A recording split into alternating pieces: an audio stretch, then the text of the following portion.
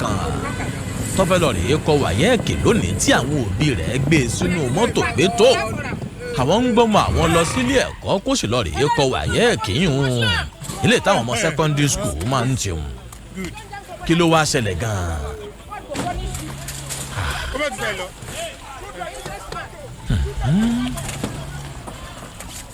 ẹ̀rí pélé ayé ọ̀hún ti wá dòbíríkítí báyìí ẹ̀rù ayé sì ń bàyàn. òní kété jì sọ́fìn ọ̀la kété jì sọ́fìn ṣé kété nìkan ní ń bẹ lọ́fìn bí iléeṣẹ́ ọlọ́pàá ìpínlẹ̀ ọ̀yọ́. ọmọ àdọ́wọ́ yín.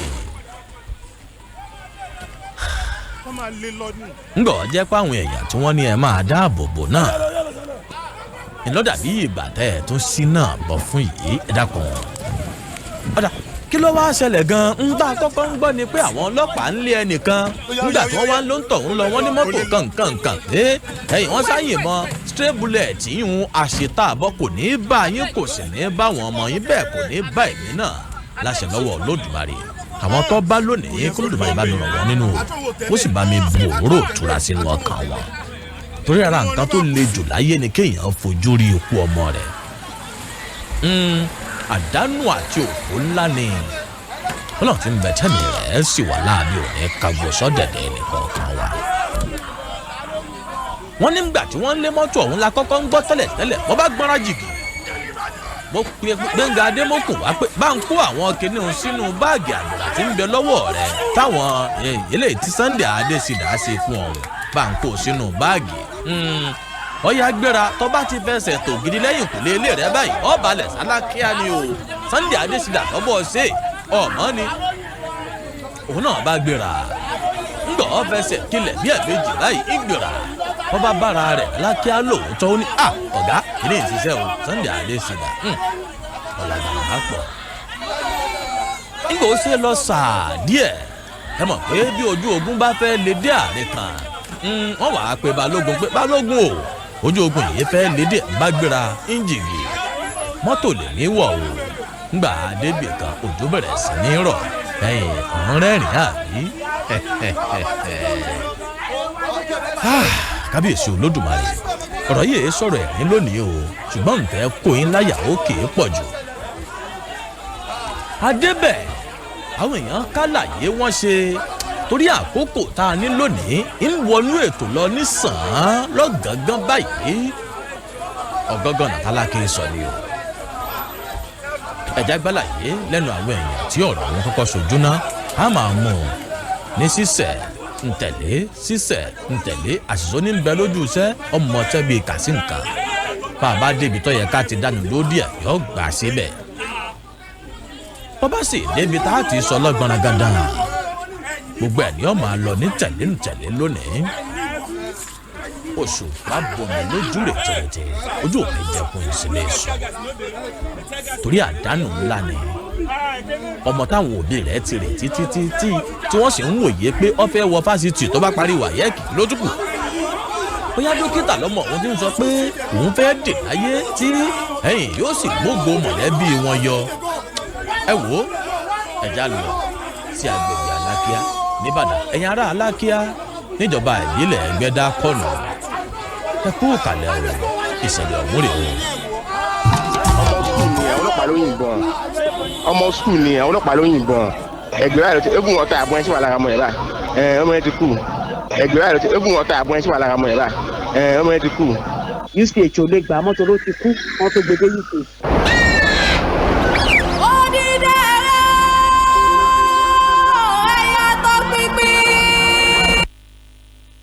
ẹ̀yin àgbààgbà tí ń bẹ lóde ilẹ̀ yìí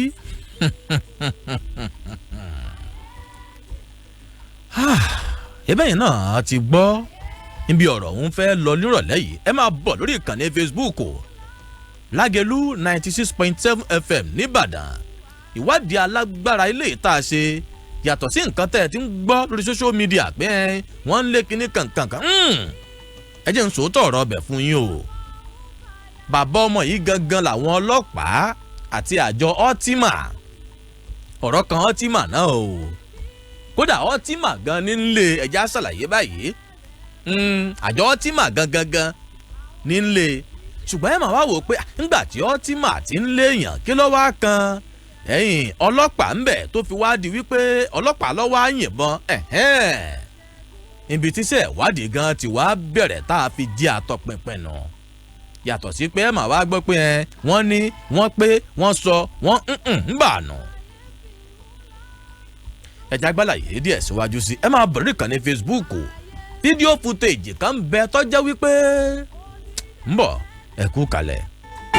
ó ṣẹlẹ̀ ni pé mọ́tò tí wọ́n pa ọmọ sínú ẹ̀ mọ́tò yẹn ọmọ skul ni àwọn ọlọ́pàá ló yìnbọn so bó ṣe wá ó gba wọ́n wẹ̀ yẹn àwọn ọlọ́pàá yẹn wá ń da dúró kó dọ́fẹ́ mú normal bọ̀ kò dúró ṣe àṣì ń sáré lọ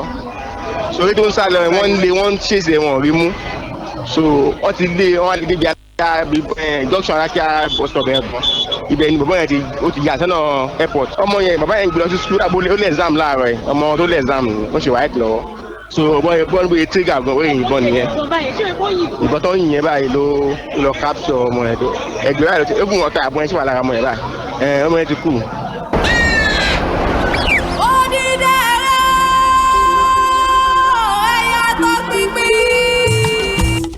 ẹ̀yin àgbààgbà tẹ́ wà ńlẹ̀ ṣé wọ́n balance ń bẹ̀lẹ́ ká má ti gbé fídíò kankan sí báyìí mò ń bọ̀ náà farabalẹ̀ má ti gbé fídíò kankan sí ó níbì kan tí mò ń mọ̀rọ̀ yìí bọ̀ má ti gbé fídíò sí padà sínú stúdíò ẹ̀yin Ọbalànà ní bẹ́ẹ̀nbẹ́ akọ́ṣẹ́mọṣẹ́ social media handler ní ọmọọṣẹ́ pọ̀ kí ló ṣẹlẹ̀ gangan bàbá ọmọ yìí ni wọ́n ní ó gba one way ó sì ń bọ̀ láti ọ̀nà bíi airport lọ́hùn-ún àwọn tìmà náà ń bọ̀ láti apá kejì wọ́n ti ṣáìtì ẹ̀ lọ́ọ̀kan wípé ẹni yìí ń gba one way bọ̀ kábíyèsí olódùmarè wọ́n sá ń lọ ó wáá fẹ́ gbìyànjú pé ó dàbí ẹni pé àwọn pípù yìí ti róhùn pò ń gba one way ǹjẹ́ kó manova èbó ń pọ̀ ǹjẹ́ kó yí padà sí apá kejì bí ọtí màá ṣe búlọ̀kù rẹ̀ nù o pé ń bò ló ń lọ ń gbòòrò òfin tán ọ̀wá fẹ́ ṣẹ́ kọ́nà gẹ́gẹ́ bí èèyàn ẹlẹ́ran ara bàbá yìí bá gbìyànjú pé tó ẹ̀yin ọtí mà ẹ̀ ní búùkù òun kọ́ búùkù yẹn ni pé kọ́ fún yàn ní kí là á pè fáì ní Yorùbá náà owó òtanràn ẹ̀ ní fóun lówó òun ò ní san owó òtanràn lónìí ìsà ń gbìyànjú ń lọ kìtìpí ń gbìyànjú ń lọ kìtìpí. ọ̀rọ̀ yìí ọ̀nà méjì kìí sẹ́nìkan nìbọn bá lónìí o ẹ jẹ́ kọ́kọ́ sọ yún un náà tí ìgbọ̀nyún ń bè kankan èèyàn méjì nìbọn bá ṣùgbọ́n ní kejì òkú ọmọ yìí nìkan nígbà tí wọ́n gbé ọmọ yìí lọ tán àwọn ọlọ́pàá tún padà wá síbẹ̀ wọ́n tún bẹ̀rẹ̀ sí ní yìnbọn kẹ̀kẹ́ ẹ kúkú rí fọ́nrán rẹ̀ ẹ rí fídíò rẹ̀ atọpinpin ni wá investigator iṣẹ́ ìwádìí la sì ń ṣe ibi ń ti kẹ̀kẹ́ ìbọn tún bá ọmọkùnrin kan lẹ́sẹ̀ tí ẹ̀pọ́n sì tọ́ sọ̀rọ̀ ó kígbe ẹ gbà mí àwọn ọlọ́pàá ló yìnbọn fún mi lẹ́sẹ̀ ẹ gbà mí ní dúníyàn tá a wà yìí ẹ jẹ́ kọ́kọ́ ṣe báyìí ná Ọbalànà bá ń gbé fídíò àkọ́kọ́ sí i fídíò àkọ́kọ́ yìí ni ọkọ̀ tí ọmọ yìí jókòó sínú ẹ̀ ẹ rí ibi tí ìbọn ti wọ inú búùtù tí ó sì jáde ń bi síìtì tó sì jẹ́ wípé ó sì bá ọmọ yìí lẹ́yìn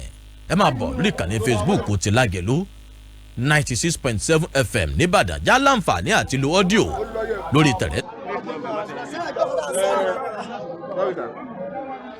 ọ ti ti mọ́tò yẹn báyìí inú mọ́tò yẹn lélẹ̀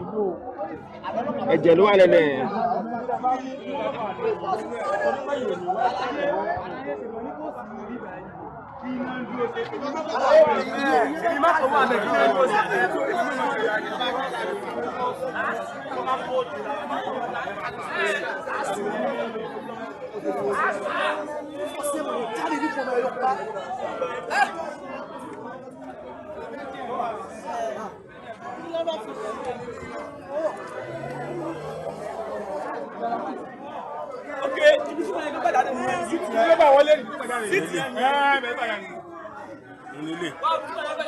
ibi òun yẹn ni ìbọn gbà wọlé pẹpẹ àbọ̀dà ibi òun yẹn nìyẹn ọmọ yẹn ìfọ ọmọ yẹn gan ta bó ṣe wà lára ọmọ yẹn gan.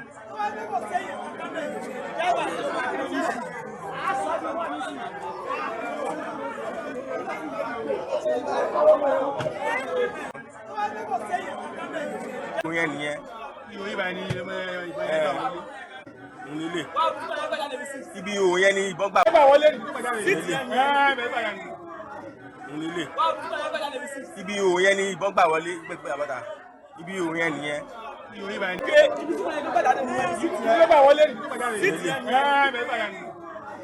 Nílé. Ibi ìhò yẹn ni ìbọn gbà wọlé pẹpẹ àbáta. Ibi ìhò yẹn nìyẹn. Ọmọ yẹn fífọ ọmọ yẹn gan ta bó sọ lára ọmọ yẹn gan.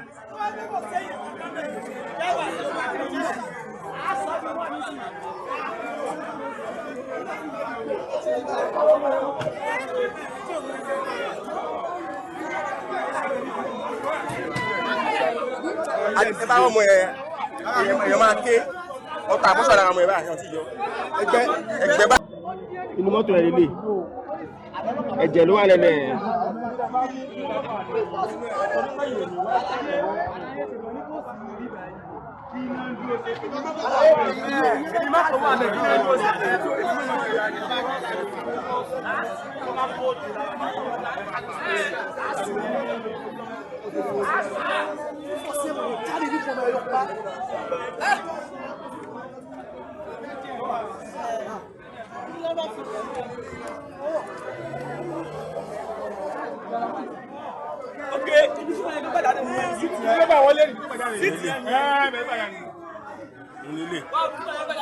Ibi ìhò yẹn ni ìbọn gbà wọlé pẹpẹ àbáta. Ibi ìhò yẹn nìyẹn. Ọmọ yẹn fífọ ọmọ yẹn gan ta bó sọ lára ọmọ yẹn gan. àtòyìnbọn yìí dà o kí nìdí tó o sì fi yìnbọn. bẹ́ẹ̀ bá gbàgbé lẹ́ẹ̀kan mọ̀ ń ṣàlàyé bọ̀ wípé àwọn tí mà gangan nílé arákùnrin yìí o fídíò òun lẹ́wọ̀n lórí ìkànnì Facebook Lagelu FM yìí àwọn ọlọ́pàá ní àwọn tí mà nílé torí pé gba one way ńgbà tí ó rí i pé ọwọ́ tí mà ti fẹ́ tọ̀ bàbá yìí wá ń gbìyànjú àti manova gẹ́gẹ́ mo sọ lédè ìbólẹ̀ kan ibi tó ti ń manova ó ráǹfààní àti yan yọ ǹjẹ́ kó gbá gíà sí gíà tọ́lá kó gbá mọ́tò sí gíà tọ́lá gidi kó sì fèrè sí i ọlọ́pàá bá ìlọ́ba yìnbọn o tí ì rí nǹkan kan rọ̀ lẹ́yìn torí ẹ̀ gbà wọ́nrin afẹ́ polówó ọjà bí ń bọ̀ o afẹ́ polówó ọjà bàbá tẹ̀ka polówó ọjà dé bí ọ̀rọ̀ yìí ń lọ lónìí gómìnà ẹ máa bọ̀ lórí ẹ̀ka social media ẹ jẹ́ ń bẹ̀yìn lẹ́bẹ̀ẹ́ kan ẹ bá ń ṣí àìtò yìí ẹnì kọ̀ọ̀kan ẹ ṣí àrẹ̀ mẹ́wàá ẹjọ́ kárí gbogbo àgbáńlá ayé ká lè mọ̀ pé nǹkan ń ṣẹlẹ̀ torí gbogbo èèyàn bá mọ̀ kìí ṣe nǹkan tá a gbọ́dọ̀ dé má bí aṣọ nírú ìṣẹ̀lẹ̀ báyìí láàbí òní kángun sọ́dẹ̀dẹ̀ ẹnikẹ́ni o láṣẹ lọ́wọ́ Ọlọ́run Lódùmarè ńgbọ́ jẹ́ pé àwọn ọmọ tó yẹ ká dáàbò bò náà lákọjú mọ́dà yìí bó tilẹ̀ jẹ́ wípé bàbá ọmọ yìí lóòótọ́ ni ó ń gbìyànjú àti sá fáwọn àjọ ọtímà sọwọ́ wárántì kọ́yọ̀ bọ́n bóde yín ọlọ́pàá tí ẹ ti máa béèrè pé kí tiẹ̀ ní ìgbà wo ni ọlọ́pàá bẹ̀rẹ̀ sí ní tẹ̀lé ọtímà bí a ṣèwádìí débẹ̀ ẹ farabalẹ̀ o iṣẹ́ ìtọpinpin níṣẹ́ wa ẹ farabalẹ̀ nígbà tí yìí ń ṣẹlẹ̀ tán tí wọ́n gbọ́mọ òun lọ sílé ìwòsàn àwọn ọlọ́pàá tún wá padà wá ẹ̀gbálàyé nǹkan tó ṣẹlẹ̀ ìbọn tún wá bá ẹlòmíì again ẹnu ara ń tọ̀ òun ni ó fi ṣàlàyé ńgbà tí ń pariwo ró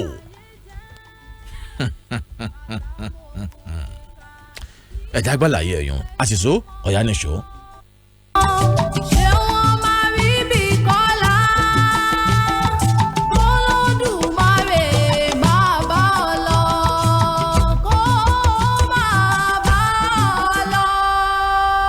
ọlọ́pàá yẹn ti ń yìnbọn wọ́n ti ń yìnbọn gbọ́dọ̀ kódà musa kù mẹ́rin wọ́n ti yìnbọn mọ́ gáì kan kéèkì fẹ́ bíṣọ̀bù ẹni sì wẹ́sẹ̀ báyìí wọ́n ti yìnbọn mọ́ ìdí máa bá a sọ ní rédíò.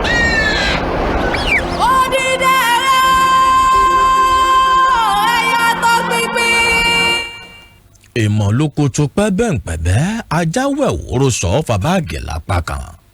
ẹ̀rí pò ti di gbàmúgbàmù jìgìjìgì báyìí ọ̀ya ẹ tún máa bẹ̀rẹ̀ ìkànnì Facebook Lagelu 96.7 FM nìbàdàn àsìkò ìgbà tí àwọn ọlọ́pàá padà dére o ẹyẹ kan ń bẹ tá a so mọ́ bí orí òkè kan ń bẹ tí sì ń ya fídíò wọn ń gbà wọ́n dé ẹ rí bí wọ́n ṣe ń yànbọn kẹwò kẹ̀kẹ́ láì ṣe pé bóyá ẹni tẹ̀ ń lé kì í ṣe pé òun náà kógi lọ́wọ́ àbọ̀ kádà lọ́wọ́ àbí nǹkan kan ẹ dákun ẹ̀yìn tẹ̀ ń gbọ́ mi ń dúníyàn lásìkò yìí ọ̀ya ṣe wọn bá lànà bá ń tan fọ́nrán òun lásìkò táwọn ọlọ́pàá tún padà dé tí wọ́n sì bẹ̀rẹ̀ sí ní yìnbọn bá ń tẹ̀ sórí ìkànnì Facebook ti Lagelu 96.7 FM nìbàdàn jásì lá. wo òbọn nìyẹn wọ́n ti yìnbọn pa everybody mẹ́rin tí a gas ibà wẹ́fẹ̀ lòún lọ́kọ̀ ẹ̀ wo àwọn onílẹ̀ ọ̀pọ̀ ẹ̀ ọ̀bọ̀ ìrọ̀múlẹ̀ ọ̀bọ̀ ìrọ̀múlẹ̀ ẹ̀ ọ̀bọ̀ ìrọ̀múlẹ̀ ẹ̀ òun náà múlẹ̀ olóra yẹn. fídíò mo ń ṣe yẹn o àwọn ọlọ́pàá ni wọ́n ti lé everybody pa wo òbọn nìyẹn wọ́n ti yìnbọn pa everybody mẹ́rin tí a gas ibà wẹ́fẹ̀ lòún lọ́kọ̀ ẹ̀ wo àwọn onílẹ̀ ọ̀pọ̀ ẹ̀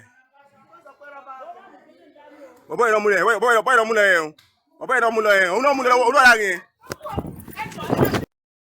fídíò mo ń ṣe yẹn o àwọn ọlọ́pàá ni wọ́n ti lé everybody pa wo òbọn nìyẹn wọ́n ti yìnbọn pa everybody mẹ́rin tí a gas ibà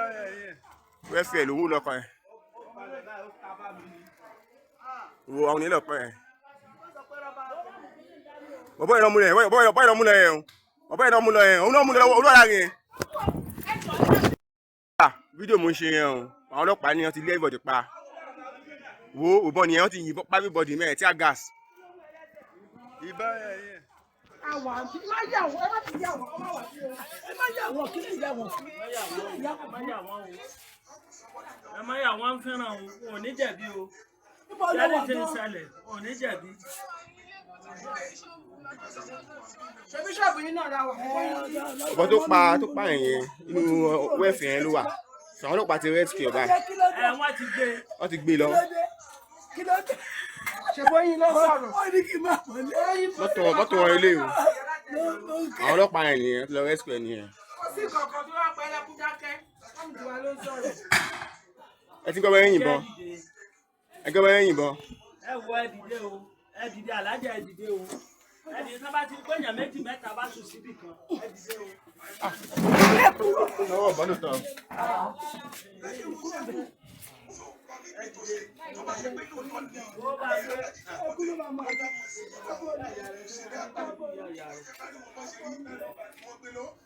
olódò rẹ̀ bó sì ṣe wà àwọn olókọ́kọ́ débẹ̀ láàárọ̀ yìí pẹ̀lẹ́. àwọn náà ń lọ.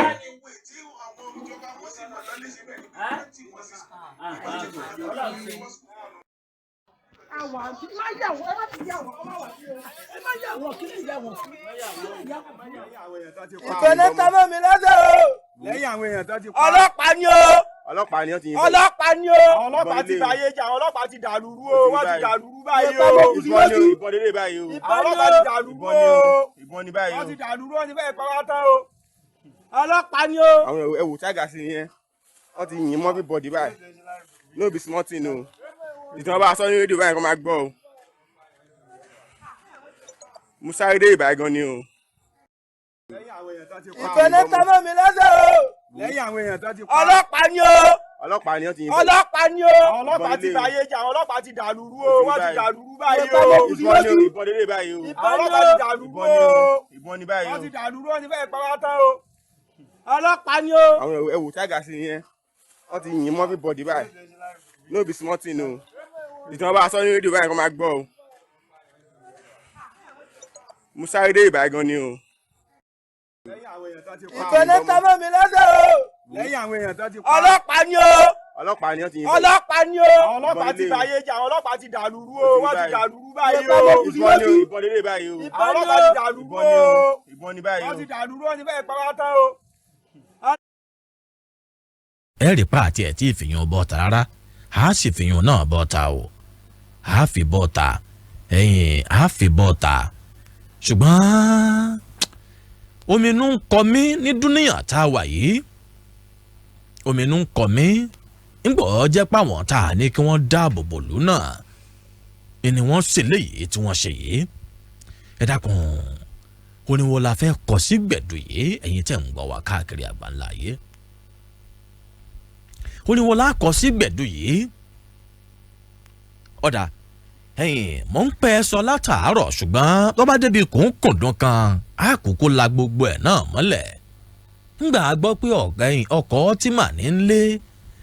ẹni tí wọ́n yìnbọn fún bàbá ọmọ yìí inú Honda EOD ibẹ̀ tí rí mọ́tò ńlẹ̀ẹ̀kan àwa tiẹ̀ wá ń béèrè pé bẹ́ẹ̀ bá tiẹ̀ fẹ́ múyàn náà láì ṣe pé àmúrọ̀bà pé ó lòfin ó lùgbàdì kí ni wọ́n ti ń pè é traffic law ńgbà ẹ ti rí plate number rẹ̀ ẹ dákun ẹ lè tẹ nọ́mbà nítorí àtẹ ti FRSC ni àbí ṣé gèǹjẹ tún ni nọ́mbà tí ó sì gbé gbogbo dátà rẹ̀ wá àbíbo eré mélòó gan ló fẹ́ sá láàrin ìgboro ẹ̀yin tẹ́ ẹ bá wà ní ọ̀nà gbági málákíà ìṣẹ́bọ̀ nǹkankan ẹ ti mọ ibi tá à ń sọ yìí tó fi wá di pé bọ́n lọ wá nà sí i láì sọ̀pá àmóṣe tó fẹ́ fi dáa dúró. bàbá ọ̀tí ẹ̀ mọ̀ pé bọ́n ti bọ́mọ òun lẹ́yìn ẹ̀gbọ́n tó jókòó ti lọ́wọ́ ní dádì mi ìbọn ti bá Kẹ́hìndé ó kọ́ ọmọ òun ní Paul Kẹ́hìndé Aládé.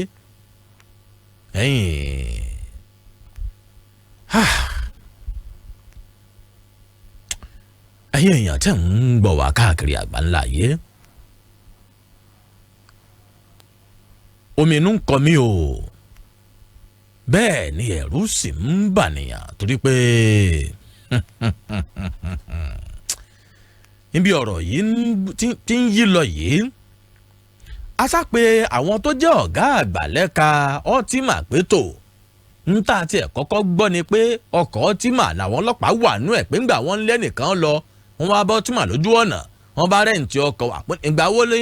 ọtímà ń ṣe ká rẹ́ǹtèjì tí wọ́n ń fọkọ̀ rẹ́ǹtì fún iléeṣẹ́ ọlọ́pàá àyàfìgbà tá a tó wá tẹsẹ̀ bọ́ṣẹ́ ìwádìí gbogbo tẹ̀sí nílẹ̀ ká sómi ìjà náà ní pé àgínní kankankan ìwádìí wa bẹ̀rẹ̀ lóní pẹrẹwu ọtímà wa ní lóòótọ́ ni ọlọ́pàá tẹ̀lá wọn ṣùgbọ́n kì í ṣe wípé inú ọkọ̀ àwọn ọ̀fọkọ̀ rẹ́ǹtì o ọkọ̀ tíjọba gbé fáwọn ń bà nù ṣùgbọ́n pàdé kan ń bẹ tó jẹ́ ìpàdé alágbára tó sì yakin tó gbóná búkúbúkú ń bọ̀ ná ẹjẹ́ á tún gbálàyé lẹ́nu àwọn èèyàn lásìkò tí ìṣẹ̀lẹ̀ yìí kábíyèsí rẹ̀ Ọlọ́run ẹ kú kalẹ̀ mọ́ ń bọ̀.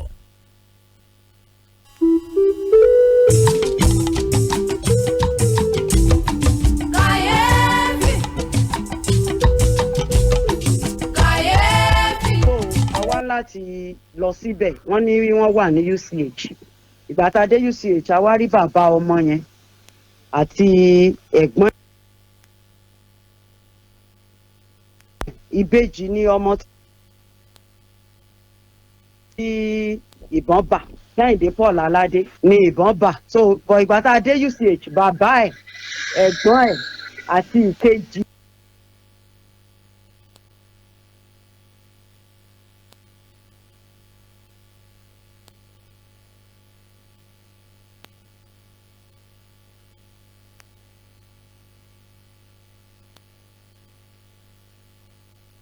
lọ bá ọmọ yẹn nínú mọ́tò stray bullet ṣáà lọ bá ọmọ yẹn nínú. à ń gbìyànjú àti to kinní ọ̀hún papọ̀ lọ́wọ́ ni o àtọ̀rọ̀ gáfárà ọ̀yá.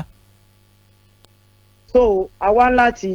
lọ síbẹ̀ wọ́n ní wọ́n wà ní UCH ìgbà tá a dé UCH a wá rí bàbá ọmọ yẹn àti ẹ̀gbọ́n ẹ̀ ìbejì ní ọmọ tí ìbọn bà Kẹ́hìndé Paul Aládé ní ìbọn bà so bọ̀ ìgbà tá a dé UCH bàbá ẹ̀ ẹ̀gbọ́n ẹ̀ àti ìkejì ẹ̀ la bá ń bẹ̀ àtàwọn èèyàn tán wà ń bẹ̀ bóyá bí tán gbà èdè àìyedè ṣáà wà ń bẹ̀ eventually kan náà àwọn ọlọ́pàá release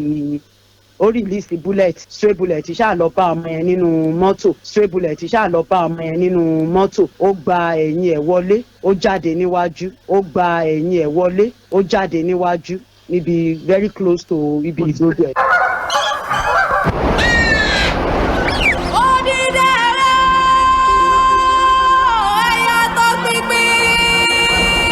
ìgbà tá a débẹ̀ welfare hospital náà kọ́kọ́ gbé ọmọ yẹn lọ ti Alákíá yẹn broken deck ni wọ́n wá dá padà UCH ò lè gbà mọ́tò ló ti kú wọ́n tó gbé dé UCH gbàtà wá kúrò ń bẹ̀ àwa fèsì secretariat wọ́n láti gbàtà máa ṣe secretariat àti pé welfare ti fi ambulance wọn gbé òkú ọmọ yẹn wá a gbé lọ sí governor's office níwájú ọ́fíìsì governor gan dẹ̀ ọ̀pọ̀lọpọ̀ èrò ṣáà wà ń bẹ̀ láti sọ wípé governor la fẹ́ rí pẹ̀lú nǹkan tí ó ṣẹlẹ̀ wọ́n yọjú sí wa bọ̀ governor ò sí nílé gbà tó pẹ́ títí àwọn tó wá wà ń bẹ̀ tán jẹ́ bí aṣojú governor àwọn yẹn ti wá pe state hospital láti pé kí wọ́n gbé ambulance wá wọ́n gbé 2 ambulances wá sí ibẹ̀ láti wá gbé òkú ọmọ yẹn ọ̀dọ̀ gbogbo àwọn tó wà ń bẹ̀ yarí wípé wọn ò ní gbé jáde ọ̀ǹtì tán bá rí governor so he showed us one man wọ́n nìyẹn ni special assistant to the governor on security and protection pé since tó jẹ́ pé abẹ́ ministry ẹnìyẹn náà ni iṣẹ́ yẹn wà pé dájúdájú wọ́n máa jíṣẹ́ fún.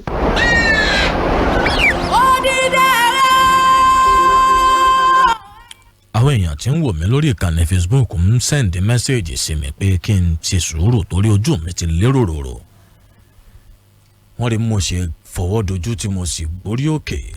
ńgbà ó débi pé ìbọn ọ̀hún wọ látẹ̀yìn ó sì bọ́ ta láti wájú. a tẹ fọ́nrán bíi tìbọn ti bọ́mọ yìí bóde ní ìsìn ẹ dákun ẹni tí ó bá lọ́kàn kọ́ máa wòlẹ̀ sọ pé òun fẹ́ wá sórí ìkànnì Facebook torí èmi gan tí mò ń ṣètò lọ́wọ́ ojú mi ti lérò ṣùgbọ́n ẹja àkọ́kọ́ polówó ọjà díẹ̀ náà bàbá wa tẹ̀ka polówó ọjà dé alálùwòlù akutupo sì wò nírọ̀lẹ́ yìí bí amọ́rọ̀ mú lọ àti ìdébẹ̀ o ẹ̀kú kalẹ̀. ìlera lọ́rọ̀. tí wọ́n bá sọ pé ìlera lọ́rọ̀ kì í máa ṣọ̀rọ̀ àwàdà láti wá wà lálàáfíà bíi tẹyẹ.